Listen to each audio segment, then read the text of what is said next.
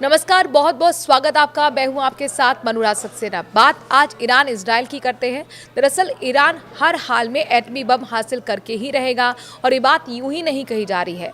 Israel से युद्ध विराम हो चुका है। अमेरिका के B-2 बॉम्बर्स ने डीप पेनिट्रेशन बॉम्ब भी ईरान के न्यूक्लियर साइट्स पर बरसा दिए हैं और गाजा में भी कहने को तो 60 दिन के सीज फायर की बात इजराइल मान चुका है, लेकिन अब हर तरफ एक सन्नाटा है। कहते हैं शांति और सन्नाटे में अंतर होता है। शांति सुकून देती है और सन्नाटा डराता है और खौफ से भर देता है। और ये सन्नाटा भी कुछ यही बता रहा है। क्या कुछ भीषण होने वाला है? अमेरिका की चुप्पी हर किसी को चुभ रही है, लेकिन ईरान अपनी तैयारी में लग गया है और चल पड़ा है उत्तर कोरिया की राह पर, वो भी उसकी मदद के साथ। क्या हुआ, कैसे हुआ, आज आपको ये सब कुछ हम बताने वाले हैं इस वीडियो में। दरअसल ईरान के परमाणु कार्यक्रम को लेकर ये पूरा युद्ध छिड़ा था।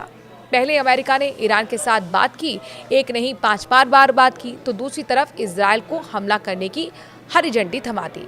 इजराइल ने ईरान के परमाणु कार्यक्रम का बहाना बनाकर ईरान पर एकाएक हमला बोल दिया। दुनिया को अमेरिका ये दिखा रहा था कि वो बातचीत कर शांति बहाली कर देगा, लेकिन हुआ बिल्कुल उलट। अमेरिका जब ये कह रहा था कि वो 2 हफ्ते में युद्ध में उतरने का फैसला करेगा, तब वॉशिंगटन में सीक्रेट मीटिंग में तय किया गया था कि अटैक का क्या प्लान है। और फिर यहाँ पर रातों रात अमेरिका के B-2 बॉम्बर्स ईरान के परमाणु अड्डों पर कहर बनकर टूट पड़े। खूब बम बरसाए गए। दावा किया गया कि ईरान के सारे परमाणु अड्डों को नेस्तनाबूद कर दिया गया है, लेकिन कुछ घंटों के बाद ही जो रिपोर्ट सामने आई, उसने अमेरिका के बड़े बड़े दिग्गज समेत प्रेसिडेंट डोनाल्ड ट्रंप की नींद भी उड़ा कर रख दी। क्योंकि रिपोर्ट्स में ये बताया गया कि ईरान ने अमेरिका के B-2 बॉम्बर्स के हमले के पहले ही अपने यूरेनियम को शिफ्ट कर दिया था और अब इसी यूरेनियम का इस्तेमाल ईरान खुद को परमाणु संपन्न बनाने के लिए करने जा रहा है। खबर ये है कि ईरान IAEA से बाहर हो चुका है और ईरान की संसद में इसे लेकर एक मत से प्रस्ताव भी पारित कर दिया गया है। IAEA यानी कि अंतर्राष्ट्रीय परमाणु ऊर्जा एजेंसी दरअसल दुनिया भर में परमाणु संवर्धन की निगरानी करने का काम करती है, लेकिन इसके लिए ज़रूरी ये है कि इस एजेंसी के साथ संबंधित देश का करार हो, ताकि IAEA के इंस्पेक्टर्स उस देश में चल रही परमाणु गतिविधि पर नजर रख सके और उस आधार पर रिपोर्ट तैयार कर पाए। ईरान के मामले में भी यही हुआ था। IAEA की तरफ से लगातार जारी की जा रही रिपोर्ट बार बार ये चेतावनी दे रही थी कि ईरान ने इतना यूरेनियम जुटा लिया है और वो कभी भी परमाणु बम बनाने की स्थिति में पहुंच जाएगा, वो भी एक नहीं 9 परमाणु बम। IAEA की इसी रिपोर्ट का हवाला देकर अमेरिका और इजराइल ईरान पर अपने परमाणु कार्यक्रम को सीमित करने या फिर समाप्त करने का दबाव बना रहे थे, लेकिन जब इजराइल ने ईरान पर हमला बोला था, तभी ईरान के संसद की तरफ से बयान निकलकर सामने आया था कि ईरान को IAEA से बाहर निकल जाना चाहिए और अब ईरान ने यही किया, यानी कि IAEA के साथ सहयोग न करने का फैसला कर लिया है। इसके मायने क्या है ये भी समझते हैं। इसका सीधा मतलब है कि अब IAEA के इंस्पेक्टर्स ईरान के किसी भी न्यूक्लियर प्रोग्राम की चेकिंग नहीं कर पाएंगे, यानी कि ईरान के परमाणु प्रोग्राम पर किसी भी तरह की अंतर्राष्ट्रीय निगरानी नहीं हो पाएगी। IAEA से अलग होने के बाद अब अगर ईरान बम बनाने के काम को शुरू कर देता है तो उसे रोकना नामुमकिन सा हो जाएगा। ऐसे में अगर IAEA को ईरान की किसी भी न्यूक्लियर साइट का निरीक्षण करना है तो इस ईरान की नेशनल सिक्योरिटी काउंसिल से इजाज़त लेनी होगी।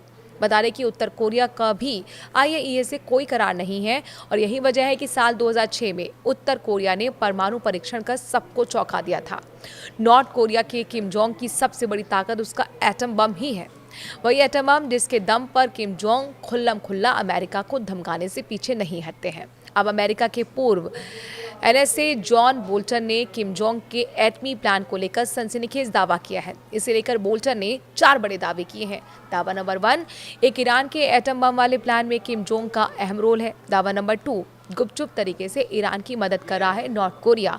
और दावा नंबर 3, नॉर्थ कोरिया में ईरान के परमाणु प्रोग्राम का एक हिस्सा मौजूद है। दावा नंबर 4, नॉर्थ कोरिया में भी ईरान का अंडरग्राउंड परमाणु सेंटर है। एक इंटरव्यू के दौरान जॉन बोल्टन ने ईरान के परमाणु प्रोग्राम को लेकर कहा कि मुझे सबसे बड़ी चिंता ये है कि ईरान के परमाणु कार्यक्रम के कुछ हिस्से उत्तर कोरिया के पहाड़ के नीचे स्थित हैं।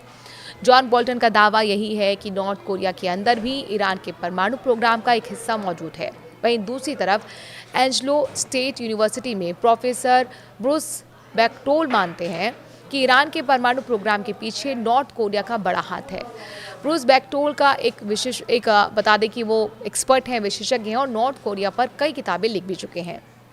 ब्रूस बेक्टोल की माने तो ईरान को यूरेनियम की सप्लाई नॉर्थ कोरिया से हुई। यही नहीं, ईरान के 3 अंडरग्राउंड परमाणु सेंटर फोर्डो, नतांज और इस्फहान को बनाने में नॉर्थ कोरिया ने पूरी मदद की थी। अब नॉर्थ कोरिया की पूरी कोशिश है कि ईरान जल्द से जल्द परमाणु बम बनाने में कामयाब हो। बड़ी बात यह है कि साल 2003 में नॉर्थ कोरिया परमाणु अप्रसार संधि से बाहर आया था और इसके 3 साल के भीतर ही उसने परमाणु परीक्षण कर दुनिया को हिलाकर रख दिया था। अब सवाल यही है कि ईरान के पास मौजूद 400 किलो यूरेनियम कहाँ है?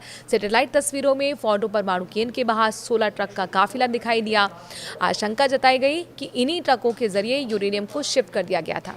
उधर अमेरिका के उपराष्ट्रपति जेडी वेंस ने कहा है कि हमले से पहले गायब हुए 400 किलो यूरेनियम के बारे में ईरान से बात होगी। अगर ईरान के न्यूक्लियर प्रोग्राम को देखें तो 3 मुल्कों का हमेशा साथ मिला, चीन, नॉर्थ कोरिया और रूस। चीन की मदद से ईरान का सबसे बड़ा परमाणु रिसर्च कॉम्प्लेक्स इस्फहान 1984 में बना। चीन ने 3 रिएक्टर सप्लाई किए। नॉर्थ कोरिया ने परमाणु केंद्र पर अंडरग्राउंड सुरंगों के डिजाइन और निर्माण में मदद की, जबकि रूस के सैकड़ों परमाणु वैज्ञानिक आज भी ईरान के परमाणु केंद्र में काम कर रहे हैं। आज नॉर्थ कोरिया के पास 50 परमाणु बम है। दूसरी तरफ नॉर्थ कोरिया की ईरान के साथ लंबी दूरी की मिसाइलों के निर्माण को लेकर पार्टनरशिप है।